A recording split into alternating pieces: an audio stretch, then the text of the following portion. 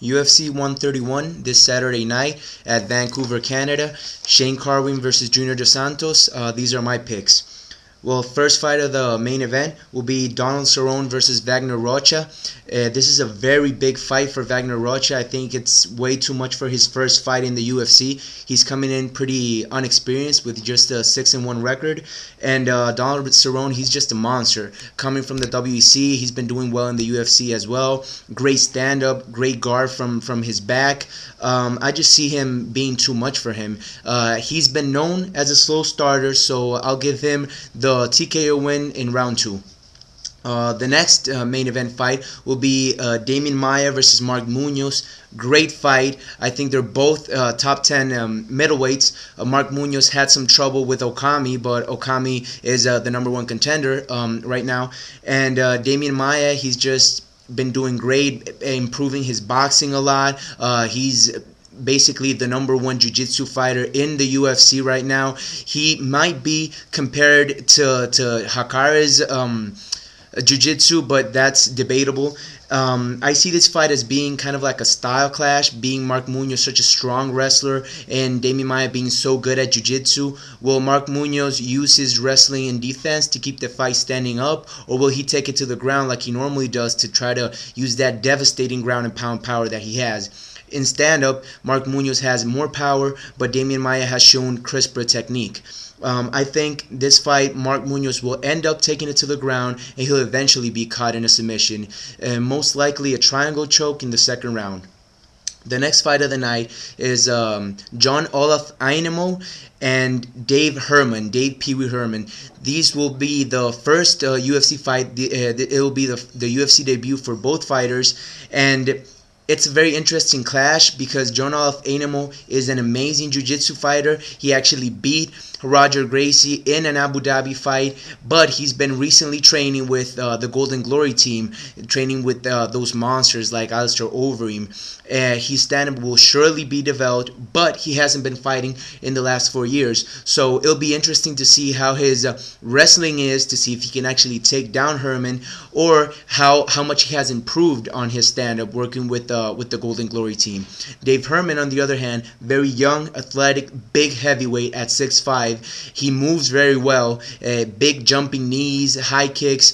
I think he's got the stand-up advantage as far as what we've seen from John Olaf Ainemo, but Ainemo has a very good chin. He took a beating in his Pride fight against Verdum, and he wasn't knocked out.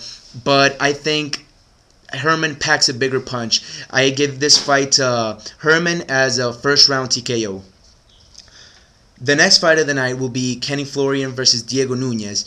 This will be the 4th different weight class for Kenny Florian. It'll be his debut at featherweight. It'll be interesting to see how the weight cut affects him.